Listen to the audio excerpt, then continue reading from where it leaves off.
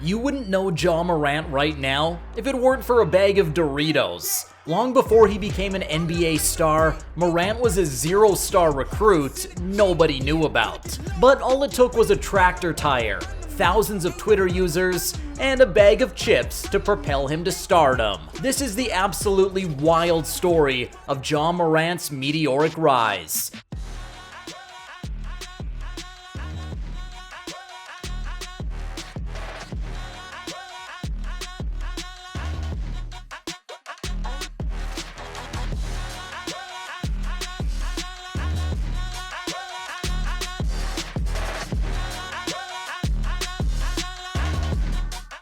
Growing up in South Carolina, Demetrius Jamel Morant, or Ja for short, had athletic blood from the start. His mom, Jamie, was a college softball player who played some hoops in high school.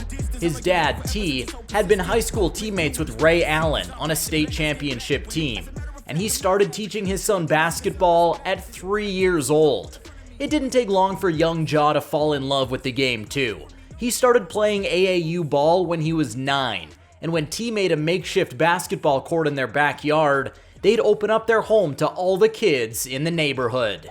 Sometimes there'd be 50 to 60 kids in the yard playing ball with Ja, and T would fire up the grill to feed them. Some of those kids would even head inside after to play video games. And when his parents woke up in the morning, there could be a dozen boys just sleeping on the floor. It was a family-first atmosphere, and Ja took those values with him. In the 9th grade, T was worried about Ja's athleticism. He wasn't dunking, and he didn't have much hops. So T had an idea. So that's when I got the big tractor tire in the backyard. So after every drill, I had him jumping on it 25 times. And then after that, the bounce got crazy. The bounce would serve Ja well the rest of his career, but he didn't see the fruits of it right away. In early high school, Morant played on an AAU team called the South Carolina Hornets. Scouts came regularly to watch them play, but they weren't there for Morant. They were there for a 6'3" behemoth of a freshman, Zion Williamson, the same guy who'd be the future #1 overall pick right in front of Ja himself. But at the time, Ja was just a skinny kid who didn't have a jumper. In fact, he could still barely dunk until the summer before his senior year. Still, he finished his high school career as Crestwood High's all-time leading scorer. But Morant wasn't rated. He was a zero-star recruit with offers from colleges like Duquesne, Maryland Eastern Shore, South Carolina State, and Wofford. Not exactly the cream of the crop in college basketball. Ja remembers that he used to question if he was actually good enough to be in the same conversation as some of the top high school players that scouts were coming to see. During this time, T would spend long hours with Ja, teaching him everything he knew about the game, instilling a never-stop work ethic and a high basketball IQ in his son. In fact, T would even call Ja overrated again and again to keep him motivated and hungry. Soon, Ja added some weight to his skinny frame. Then came a day in July 2016 that changed his life forever. Ja was at an AAU combine at a gym in South Carolina. He didn't make the main roster, so he was relegated to a side gym to play 3-on-3. Enter James Kane, the Murray State assistant coach who drove 7 hours to get there. He was there to scout a wing named Tevin Brown, and since Kane was hungry from his long drive, he headed to a concession stand outside the main gym. Kane remembered that he bought a bag of Doritos and then heard the ball bouncing in a smaller gym nearby. He peeked his head in to watch some of the guys play, and one player quickly stood out above the rest. The guy who was doing windmill dunks in 3-on-3 games. Kane quickly asked around to see who it was, and was directed to a man wearing a GoPro on his head watching the games. It was T. Morant, and he told him all about his son. Kane gave T his number, and came back the next day to watch Ja play 5-on-5. Kane knew he was watching something special, so he called his head coach Matt McMahon on the spot, and told him to drive to South Carolina right away. McMahon drove 3 hours to get there, and Ja didn't disappoint. The next weekend, both Kane and McMahon went again to watch a tournament Ja was playing in, when he averaged a blistering 40 points over 4 games. That's when they knew they couldn't let him slip away. McMahon offered Ja a scholarship right there in the parking lot, and just a few weeks later, Ja Morant was a Murray State racer. But Morant and McMahon had no idea what was about to come, a viral sensation that would take the nation by storm. In his freshman year, they caught glimpses of it. Morant posted his first career triple-double 12 games into the season, 11 points, 10 rebounds, 14 assists. That year, he became just the 7th freshman in 25 years to record 150 points, 150 rebounds, and 10 blocks, while shooting at least 42% from the field. Morant and Murray State made the NCAA tournament, only to lose their first-round game to West Virginia. But the foundation was there, and Morant's sophomore season was about to change the trajectory of his entire career. It started that summer, when Ja was one of just 20 players invited to Chris Paul's elite guard camp. I was smiling, and he was telling me about how the camp was going to go and everything. It's an honor to get invited. I know Isaiah. As the 2018-19 season started, Morant was red hot out of the gates. A double-double in their first game, a triple-double in their third game. He dropped 38 in their fifth game. And by December, many were projecting him already to be a top 5 pick in the 2019 NBA draft. But more than his numbers, there was one thing that put him on everyone's map: his viral dunks, like this coast-to-coast jam against Alabama. Here Morant, 12 seconds, wow! Or this absolutely filthy dunk on UT Martin. The clips made their rounds on social media, and soon everyone in the basketball world knew Ja Morant as the high-flying kid from Murray State. In January 2019, Morant dropped 18 dimes against UT Martin, setting a new school record. A few days later, he scored a career-high 40. By season's end, Murray State had won their second straight Ohio Valley Conference title. Morant was named OVC Player of the Year. And he didn't just break the school record for most assists in a season. He led the entire nation in assists. If that wasn't enough, he also became the first NCAA player ever to average at least 20 points and 10 assists over a whole season, and won the Bob Cousy Award for the nation's top point guard. Morant led Murray State into March Madness one last time.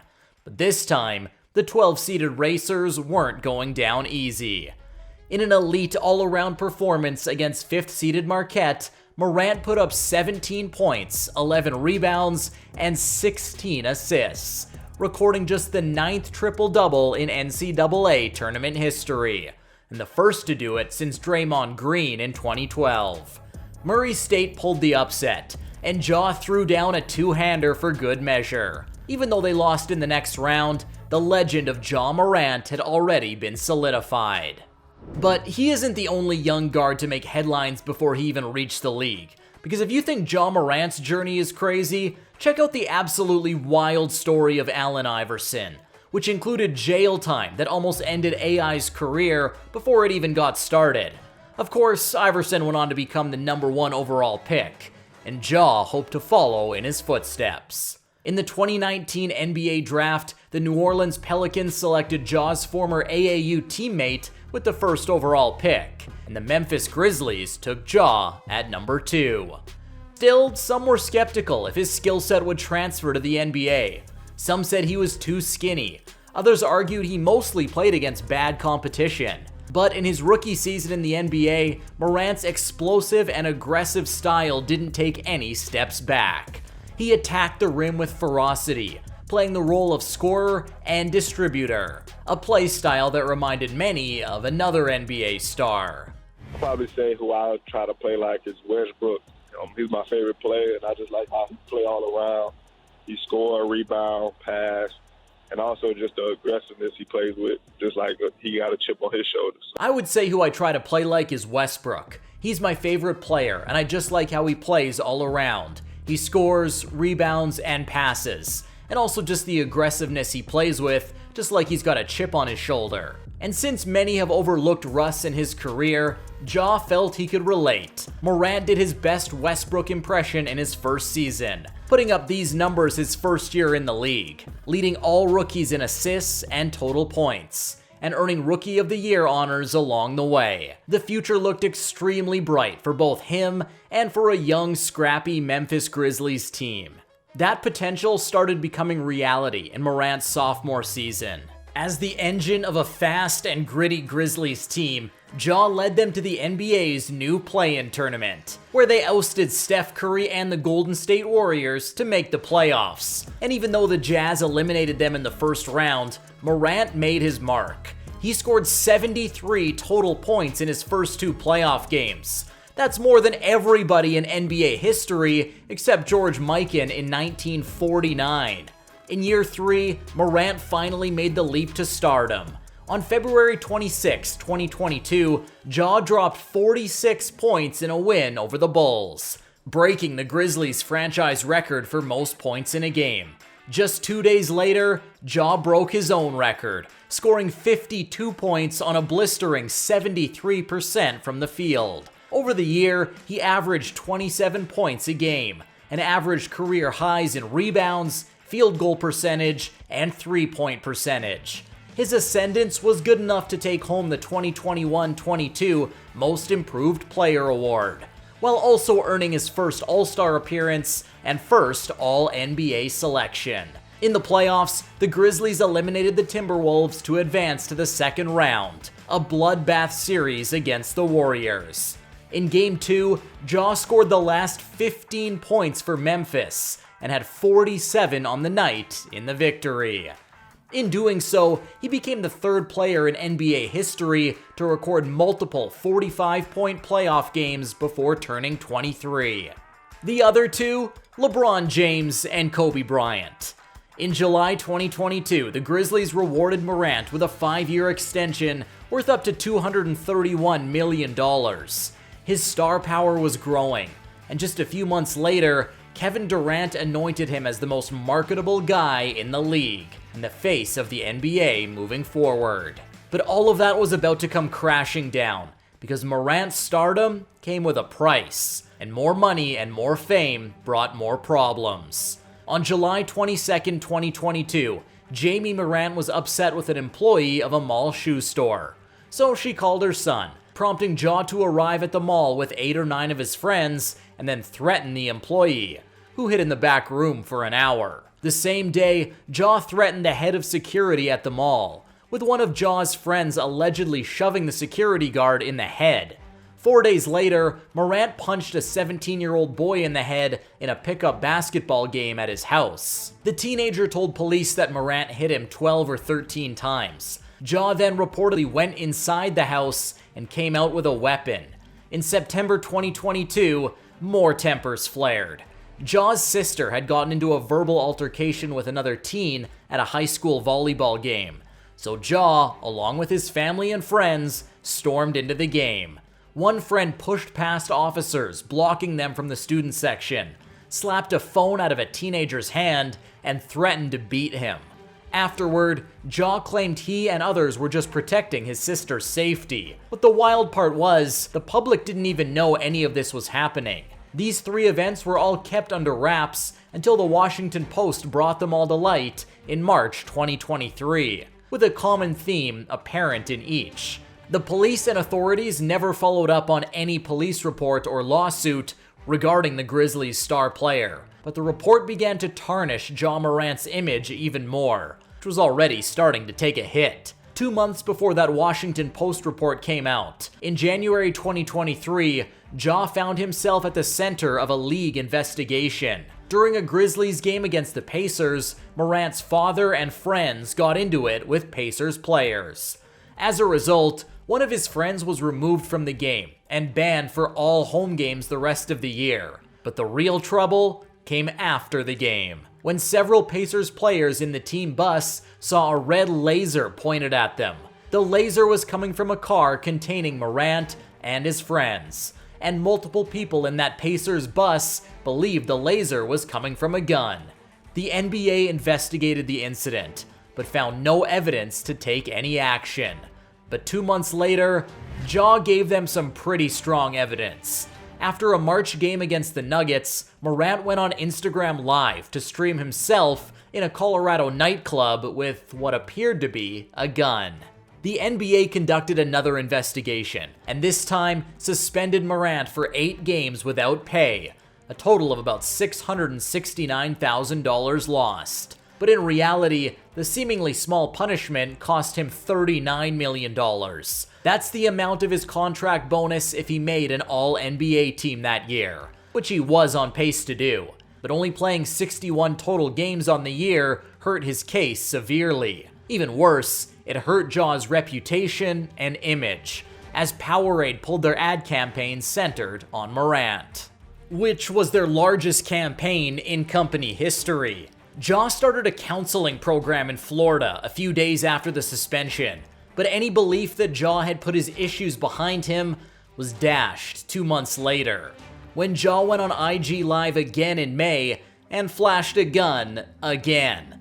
The Grizzlies suspended him from all team activities immediately, while the league took its time on an appropriate punishment. Some speculated the NBA would take a route similar to Gilbert Arenas, who brought a gun into the Washington Wizards locker room and was suspended 50 games for it. In June, after the playoffs ended, the league announced its decision on Ja, a 25-game suspension to start the 2023-24 season. This time, it would cost him over $7.6 million in salary. But there's one bigger implication. In the new CBA, players must play at least 65 games to qualify for awards, like MVP or All-NBA selections. After Ja's suspension ends, there would only be 57 games left in the season, preventing him from qualifying for any postseason award. But throughout all of the controversy and suspensions, there is someone who unexpectedly stuck by Ja's side throughout: Nike. Like Powerade, Nike could have cut ties with the then 23-year-old Morant, after the report about Ja attacking and threatening others off the court, after the incident with the Pacers team bus, or after showing a gun twice on IG Live. With Ja's first signature shoe supposedly coming out a month after his 8-game suspension, many wondered if Nike would go through with it. In the end, Nike delayed the shoe's release a couple of weeks, but chose to stand by their star athlete. When the Nike Ja 1s released in April, the first 2 colorways sold out almost immediately. Still, many were not fans of Nike's decision. ESPN analyst Michael Wilbon even went on this rant in May. Because what's going to happen now? Nike going to pull that shoe? Is Powerade going to pull that drink? I know in my house, I told Matthew, you can't have the shoe. I'm not buying that shoe. You're not buying that shoe. Our money as a family is not going toward that. But even after Ja's 25-game suspension was announced in June, Nike stood firm, applauding Ja's accountability and how he's prioritizing his well-being. Because at the end of the day, no star player has a perfect personal life. Everyone has things that, if made public, would ruin their image. But when someone does mess up, it's important not to abandon them, to stand by them, support them, and walk with them as they work towards healing. Ja Morant still has a very bright future ahead of him. Maybe nothing encapsulates that like a tattoo on his left arm: beneath no one. It's one of his mom's favorite inspirational phrases, and whenever Ja doubted himself or needed a boost of confidence, Jamie Morant would remind him that he was beneath no one, both in basketball and in life. It was the attitude Ja had, as was overlooked in high school, as he vaulted himself into a viral sensation in college, and as he's risen to NBA stardom just a few years into his career. Even now, as he deals with suspensions and controversy and critics, he'll look to remember what his mom kept preaching to him early on. Ja Morant is beneath no one. Once the dust settles and he gets back on the right path in life, the world will realize just that soon enough. But let us know your thoughts. What does Ja Morant need to do to repair his image and get back to being one of the faces of the NBA? Put your best ideas in the comments below.